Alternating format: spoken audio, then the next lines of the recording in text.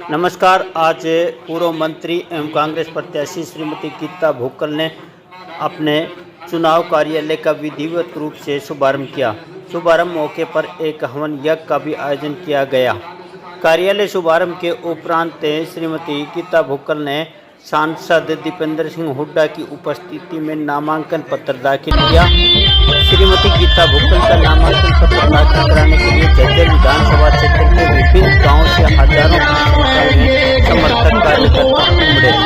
Gurugram road स्थित श्री कृष्ण यादव भवन में कार्यालय में हवन के उपरांत श्रीमती गीता भुक्कल हजारों समर्थक कार्यकर्ताओं के काबिलों के साथ लघु सचिवालय परिसर पहुंची और विधिवत रूप से अपना नामांकन पत्र दाखिल किया, जिसके बाद कार्यकर्ताओं के हुजूम को श्रीमती गीता भुक्कल व सांसद दीपेंद्र हुड्डा के अलावा बादड़ी से विधायक एवं उम्मीदवार कुलदीप वत्स ने कार्यकर्ताओं को संबोधित किया।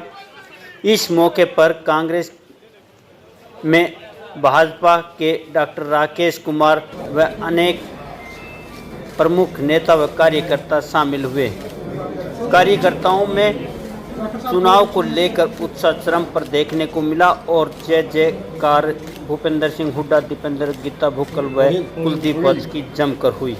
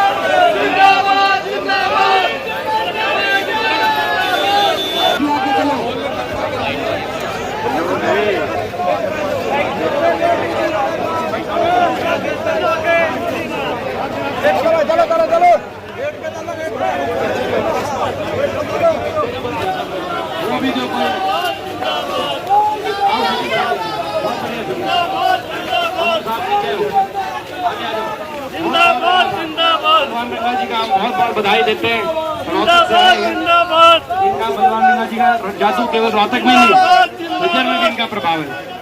बहुत बहुत भाई दीपेंद्र हुड्डा जी का हाथ जोड़कर दिल की गहराइयों से स्वागत, अभिनंदन, धन्यवाद करती हूँ। मैं आदरणीय चौधरी भूपेंद्र सिंह हुड्डा जी, हमारे नेता, पूर्व मुख्यमंत्री व भावी मुख्यमंत्री चौधरी भूपेंद्र सिंह हुड्डा जी का दिल की गहराइयों से बहुत बहुत धन्यवाद, आभार व्यक्त करती हूँ।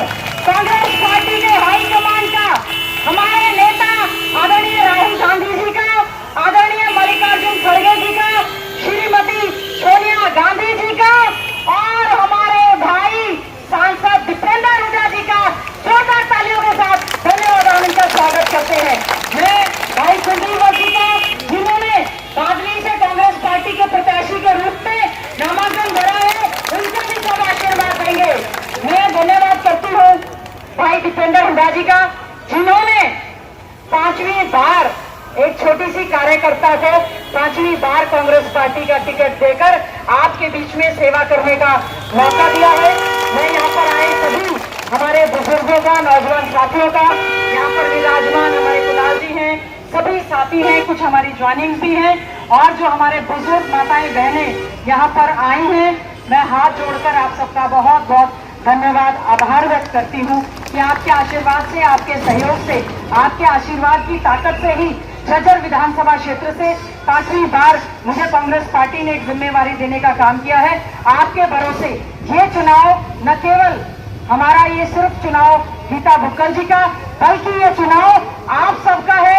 ये चुनाव सांसद भाई दीपेंद्र हुड्डा जी की इज्जत-मान का चुनाव है। ये चुनाव चौधरी भूपेंद्र सिंह हुड्डा जी को प्रदेश का मुख्यमंत्री बनाने का चुनाव है। हम लोग सब लोग मिलकर इस चुनाव को अच्छे ढंग से लड़ने का काम करेंगे, क्योंकि जनता ने मन बना लिया है। मैं धन्यवाद करती हूँ सांसद भाई दीपेंद्र हुड्डा जी को, जिस तरह से रोहतक लोकसभा में रिकॉर्ड मतों से 3.5 लाख वोटों से आपने जिताने का काम किया, उसी तरह से विधानसभा में भी आप जिताने का काम करेंगे। मैं केवल यही अपील करते हुए, आपकी बहन हूँ, आपकी बेटी हूँ, आपका आशीर्वाद हमेशा रहा है। आपके आशीर्वाद की वजह से ही, झज्जर विधानसभा के आशीर्वाद की वजह से ही हमने विपक्ष में भी अपने इलाके की आवाज को मजबूती से उठाने का काम किया है। और आने वाला समय ये तय है कि कांग्रेस की सरकार बनेगी, क्योंकि बीजेपी जा रही है और कांग्रेस पार्टी आ रही है। कांग्रेस पार्टी आ रही है। अब की बार, अब की बार, अब की बार तो आप सभी लोग हाथ उठाकर सांसद भाई दीपेंद्र हुड्डा जी को आशीर्वाद दें, उनको ये आश्वासन दें कि आप पूरा आशीर्वाद कांग्रेस पार्टी पर रखेंगे, भाई दीपेंद्र हुड्डा जी पर रखेंगे, चौधरी भूपेंद्र सिंह हुड्डा जी पर रखेंगे, ताकि पूरे हरियाणा का विकास तेजी से हो सके।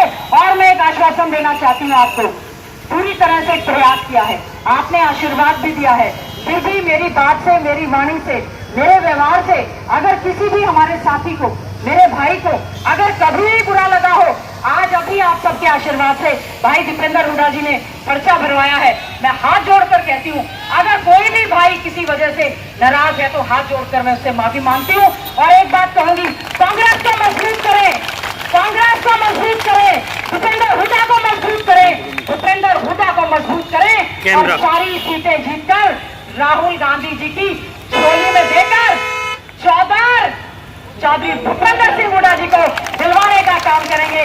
मैं इन शब्दों के साथ भाई दीपेंद्र हुड्डा जी अपना आशीर्वाद, सहयोग, समर्थन देने के लिए आए। मैं आपका बहुत बहुत धन्यवाद, आभार व्यक्त करती हूँ। मैं तो एक बात कह सकती हूँ, एक अदना सी छोटी सी कांग्रेस पार्टी की कार्यकर्ता थी और चौधरी भूपेंद्र सिंह हुड्डा जी ने, भाई दीपेंद्र हुड्डा जी ने इस मुकाम पर लाने का काम किया कि पार्टी की ओर से 5वीं बार प्रत्याशी बनाकर भेजा है। मैं बहुत विशेष रूप से दिल की गहराइयों से बहुत बहुत धन्यवाद और आभार व्यक्त करती हूँ। आज आप सब लोग नामांकन के लिए यहाँ पर आशीर्वाद देने के लिए आए हैं। मैं तहे दिल से आप सबका भी बहुत धन्यवाद करती हूँ। ये चुनाव हम लोग मिलकर ये अच्छे से लड़ेंगे। और अब मैं बुलाना, और इसके साथ साथ अभी मैं भाई कुलदीप बस जी को बुलाऊंगी, ज्वाइनिंग होंगी। हम स्वागत करते हैं डॉक्टर राकेश जी का, जिन्होंने भाजपा छोड़कर भाई दीपेंद्र हुड्डा जी ने कांग्रेस पे विश्वास दिलाते हुए कांग्रेस पार्टी ज्वाइन की है। हम डॉक्टर राकेश जी का, हमारे भाई का बहुत बहुत स्वागत, अभिनंदन करते हैं और एक आश्वासन देते हैं कि उनके मान सम्मान में कोई भी कमी नहीं आएगी। आज नामांकन के अवसर पर सांसद भाई दीपेंद्र हुड्डा जी ने डॉक्टर राकेश को, हमारे भाई को कांग्रेस पार्टी में ज्वाइन कराया है। मैं भी अपनी ओर से आपका बहुत बहुत स्वागत जी। डॉक्टर राकेश जी की घर वापसी ओबीसी मोर्चा के प्रधान हैं, वो ज्वाइन कर रहे हैं। महावीर सुहाग जी हैं, पूर्व जिलाध्यक्ष भाजपा, वो ज्वाइन कर रहे हैं। कमल शर्मा जी कर रहे हैं, प्रदीप जांगड़ा जी कर रहे हैं, रविंदर चार जी युवाध्यक्ष मातामेल मंडल वो कर रहे हैं, बबली सासवाली जी महिला अध्यक्ष मातामेल मंडल वो ज्वाइन कर रहे हैं, जसमेर करुवाल जी वो ज्वाइन कर रहे हैं, जशवीर सुहाग जी ज्वाइन कर रहे हैं, देवेंद्र जी सरपंच पीटला ज्वाइन कर रहे हैं, अनिल जी सातरौली सरपंच प्रतिनिधि ज्वाइन कर रहे हैं, मंगल जी, रमेश जांगड़ा जी, सुरेंद्र बिटला जी, सरपंच झांसवा, आशीष जी, रोहित जी और भी IT सेल के साथी, और एक लंबी लिस्ट है जो इनके साथ साथ जो है कृष्ण जी, जगबीर जी, राज सिंह सुहाग जी, दीपक सुहाग जी, भोलिया जी, जयप्रकाश जी, लीलू राम जी, उमराव जी, दिनेश सोनी जी, कृष्ण सरपंच जी, कुलदीप जी, सज्जन सिंह जी, सिंटू जी, नरेश जी, रोहित जी, सभी लोग आज यहाँ पर ज्वाइन कर रहे हैं। हम उनका भी बहुत बहुत स्वागत, अभिनंदन करते हैं। मैं अभी अनुरोध करना चाहूंगी, हमारे भाई ACP साहब का भी बहुत मैं धन्यवाद करती हूँ कि उन्होंने पूरा प्रयास किया। अब मैं हमारे भाई जिन्होंने बादली से अपना पर्चा कल भरा था, अपने बीच में आए हैं आपसे आशीर्वाद लेने के लिए और अपनी बहन को सहयोग देने के लिए। मैं उनसे भी अनुरोध करूंगी, जोरदार तालियों के साथ भाई कुलदीप बंसी का हम स्वागत करते हैं। आपकी सुख के साथ ही के साथ हमेशा आपकी आवाज उठाई, और जिन्होंने इन 10 साल में जब हम ऐसी तानाशाही बीजेपी की सरकार के साथ लड़ाई लड़ रहे थे, ऐसी लड़ाई लड़ रहे थे इन 10 साल में, दिल्ली की ऐसी सरकार, बीजेपी की तानाशाही सरकार 10 साल तक आप देखते थे संसद में हरियाणा के 15 सांसद हैं, 10 लोकसभा के आते हैं, 5 राज्यसभा के आते हैं। मैं एक अकेला सांसद पहले लोकसभा में था 14 से 19 तक, उसके बाद राज्यसभा में 15 बाकी भाजपा के। मगर मैं ये कह सकता हूँ इस लड़ाई में जब बड़े बड़े झुके, 10 साल इस तानाशाही के साथ लड़ाई में बड़े बड़े झुक गए, बड़े बड़े बिक गए, मगर इस लड़ाई में मेरी बहन ने कभी मुझे अकेला नहीं महसूस होने दिया। हमारी बहन गीता भुक्कल जी वफादारी के साथ, ईमानदारी के साथ, क्योंकि इस लड़ाई में आपने देखा होगा हर रोज खबर आती थी, आज उस प्रदेश के एमएलए चले गए, आज उस प्रदेश के एमएलए चले गए, खबर आती थी। आज हिसार के सांसद दुष्यंत चौटाला, आज वो चले गए, वो भी विपक्ष में चुना गया था 14 में वो भी विपक्ष में थे। लेकिन आपने देखा बड़े बड़े झुके, बड़े बड़े बिक गए, और इस इलाके की आवाज और हरियाणा प्रदेश में विपक्ष की आवाज को समाप्त करने की जब साजिश और षड्यंत्र रची जा रही थी, मैं आपको याद दिलाना चाहता हूं 2019 का वो चुनाव जो रात की अंधेरी रात में जैसे विनेश फोगाट को फाइनल में जाके हराया गया, रात की अंधेरी रात में इस इलाके की आवाज का गला घुटने के साथ ही षड्यंत्र रचे गए, तो उस समय अगर उस अंधेरी रात में किसी ने साथ निभाया तो झज्जर की जनता ने निभाया, और मेरी बहन गीता भुक्कल ने मेरा साथ वफादारी के साथ, वफादारी ईमानदारी के साथ। तो मैं पूरा आज आपसे यही कहने आया हूँ, जिस वफादारी और जिस ईमानदारी से, क्योंकि राज तो बनेगा, सरकार बनेगी, और सरकार तो बनेगी वो तो आपने देख लिया होगा। आपने देखा होगा सेक्रेटरिएट में जब हम अंदर गए तो सारे अफसर नीचे से लेकर ऊपर तक अभी पर्चा भरवाने जब 10 साल सरकार में थे तो तब भी न्यूज लूट नहीं किया करते थे जितना आज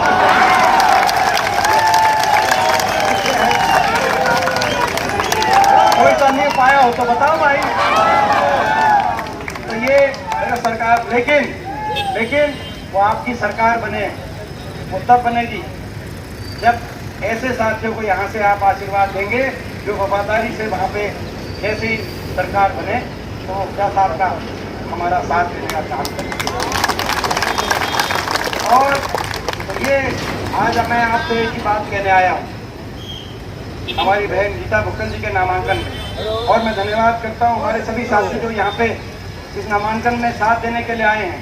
हमारे भाई कुलदीप भट्ट जी बादली से, तो मैं कहना चाहता हूँ ये कंपटीशन है, मुझे पता है झज्जर की 4 सीट आप कांग्रेस की झोली में डालने का काम करेंगे, लेकिन देखेंगे कि भाई क्योंकि कल बादली में कम जोश नहीं था और सुबह देरी में बहादुरगढ़ में कम जोश नहीं था, देखेंगे बादली आगे जिताएगी कि झज्जर आगे देखेंगे हमारे भाई।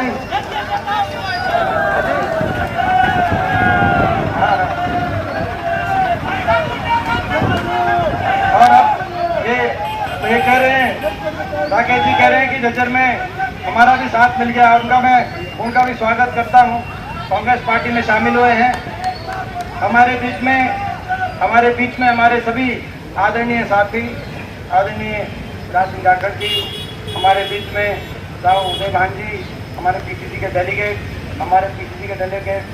हमारे सुभाष जी, हमारे बहुत से जो साथी जो उपस्थित, हमारे भाई राकेश जी, हमारे एसीपी साहब, बहुत सारे जो साथी, मैं इसी का नाम नहीं ले रहा, मैं बाद में बुलाना चाहता है इलेक्शन में, इसीलिए दिक्कत आती है, मगर मैं मिल लिया था और बीच में भी रास्ते में 5 बहुतों का नाम लेता आया हूँ। तो बाकी जिसका नहीं लिया उसका मेरा दिल में है, आपको पता है। सभी साथी यहाँ पे आप आए हो, 10 साल आपने देख लिया, बीजेपी ने 10 साल, और हमारे भाई, हमारे रिश्तेदार,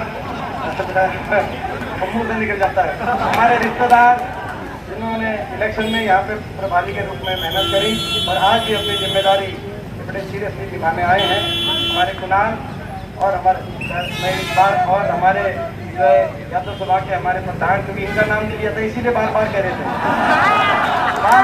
रोला देखो दरोगा जी, रोला कुणाल के नाम का नहीं था, रोला जो है आप समझ गए। तो भाई भाई का भी नाम लिया, मानना भाई तो अपना दरोगा जी और सभी देखो, अभी गोहाना जाना, गोहाना में गोहाना और बड़ौदा का भी नामांकन है, ज़्यादा लंबी बात नहीं, लेकिन आपने 10 साल बीजेपी की सरकार देखी, 10 साल में हरियाणा को विकास, खुशहाली, पट्टी से उतारने का काम किया गया। आज हरियाणा का कितना नुकसान इन्होंने कर दिया, हमारे इलाके का कितना नुकसान कर दिया, आप अंदाजा लगा सकते हो। जो हरियाणा, सही बात है, सर कह रहे सही बात है, कह रहे कटोरा, देखो भाई झाड़ा ले लिया सबका, ले लिया कि ले लिया, या अब इनका वोट होगा, झाड़ा ले लेना तब ले लेना। देखो जो हरियाणा देश में विकास का प्रतीक था, उन्नति का, खुशहाली का प्रतीक था, अमन चैन शांति कानून व्यवस्था का प्रतीक था, हर वर्ग के सम्मान का प्रतीक था, गरीब से लेकर किसान तक, खिलाड़ी से लेकर कर्मचारी तक, हर वर्ग को सम्मान मिलता था जिस हरियाणा में, उस हरियाणा में इन्होंने सबको सड़क पे ला दिया।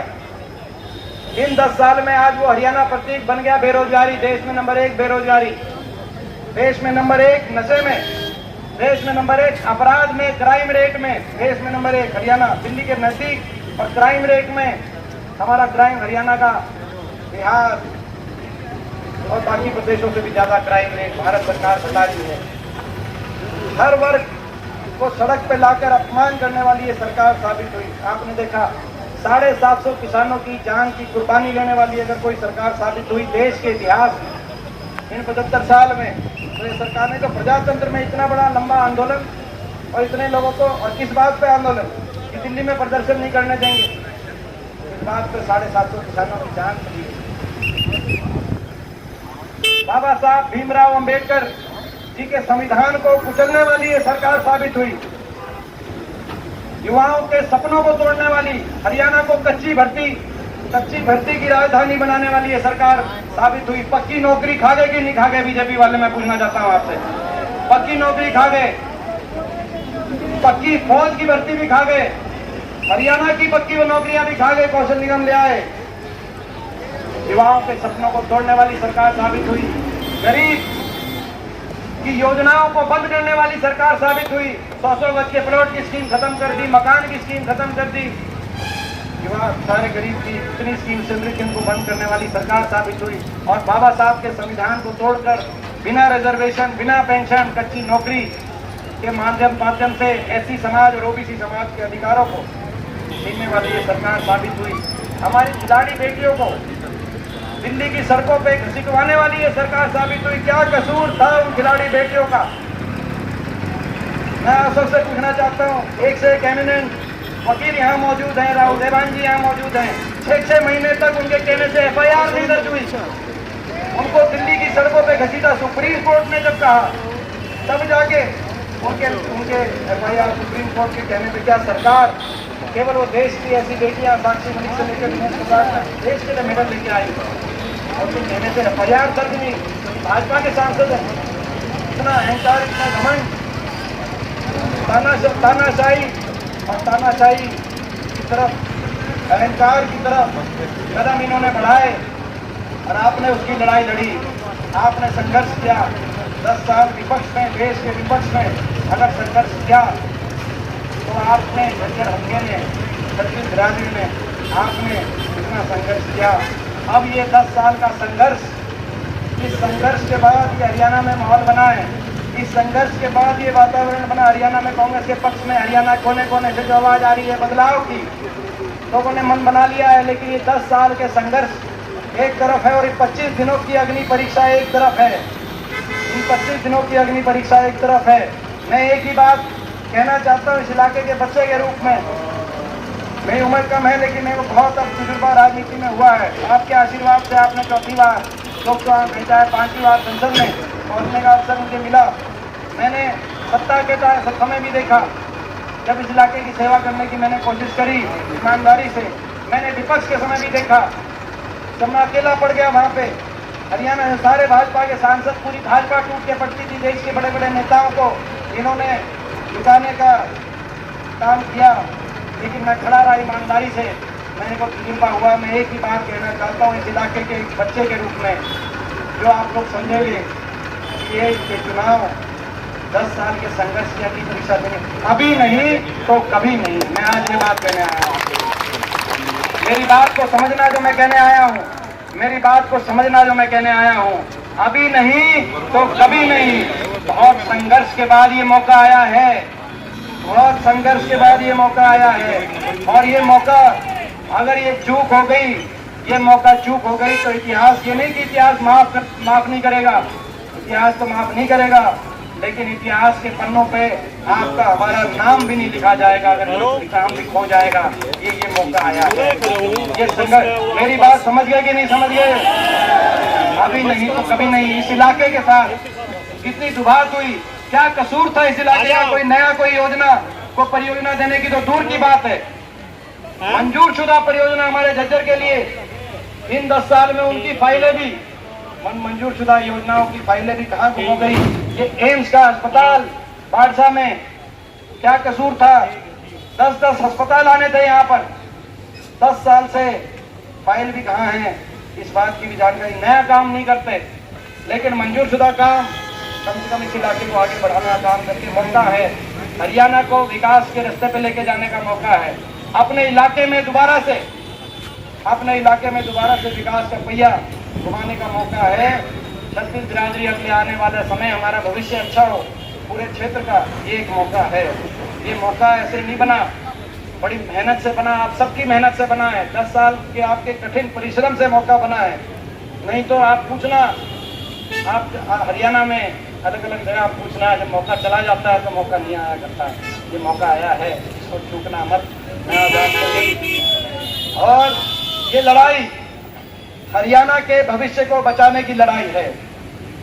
ये लड़ाई हरियाणा के नौजवान, जिस नौजवान के भविष्य को आज बेरोजगारी की गिरफ्त में, नशे में, अपराध की तरफ धकेलने का काम इस सरकार ने किया है। हरियाणा के नौजवान के भविष्य को बचाने की लड़ाई है। ये लड़ाई बाबा साहब भीमराव अंबेडकर जी के संविधान को बचाने की लड़ाई है। ये लड़ाई हरियाणा में हर वर्ग के, किसान से लेकर हमारी बेटियों तक, खिलाड़ी से लेकर कर्मचारी, सरपंचों तक, हर वर्ग के सम्मान को ये सुरक्षित रखने की लड़ाई है। और ये लड़ाई 1-1.5 महीने के बाद हरियाणा के बड़े बुजुर्गों को देश में सर्वाधिक, दिल्ली से भी ज्यादा 6000 बुढ़ापा पेंशन दिलवाने की लड़ाई है। अब ये लड़ाई किसान को एमएसपी गारंटी, कर्मचारी को ओल्ड पेंशन स्कीम, गरीब को 100 गज के प्लॉट, इंदिरा आवास योजना, 3.5 लाख की आर्थिक सहायता से जरूरतमंद को मकान दिलवाने की लड़ाई है। ये लड़ाई कमर तोड़, महंगाई की कमर तोड़ने के लिए, हमारी माताओं और बहनों को 500 रुपए में गैस का सिलेंडर दिलवाने के लिए और बिजली उपभोक्ता को 300 यूनिट बिजली में राहत दिलवाने की लड़ाई है। अब ये लड़ाई अपने इलाके को आगे बढ़ाने की लड़ाई है। मैं तो आपका बच्चा हूँ। मैं तो आज अपनी बात, क्योंकि मैंने देखा बहुत नजदीक से, जहाँ देश की राजनीति तय होती है, वहां देख के आया हूँ। दिल्ली के 3 तरफ हरियाणा, लेकिन हम दिल्ली जाकर 10 किलोमीटर जाकर अपनी बेटियों तक कोई न्याय नहीं दिलवा पाए। मैंने देखा है ये लड़ाई जो है हरियाणा के भविष्य को बचाने की। और मैं ये लड़ाई आप पे छोड़ के जाता हूँ। झज्जर से ये आवाज आए, देखो जीत की आवाज है, इसमें कोई दो राय नहीं। झज्जर से ये आवाज आए कि भाई एमपी साहब के को आने की जरूरत ही नहीं, आप 90 हल्कों में लड़ाई कर दो। ये आवाज आए। वैसे तो देखो नहीं, वो तो आप ऐसे ये आवाज आएगी भी तो भी आपको पता मैं आऊंगा, बेटा मैं जाएगा नहीं, लेकिन वो अलग बात है। मगर आवाज ये आए कि भाई ये भाई ये आवाज ये आए कि झज्जर क्लियर है, झज्जर में किसी सीट पर जाने की जरूरत नहीं है, ठीक बात है। और भाई मैं एक बात बहन जी को आज एक बात की बधाई भी देता हूँ, सुनो। हाँ तो भाई, और भाई जो है मुझे पूरा विश्वास है कि हर गांव से झज्जर के हर गांव से, हर वार्ड से बहन जी जीतेंगी, मुझे पूरा विश्वास है।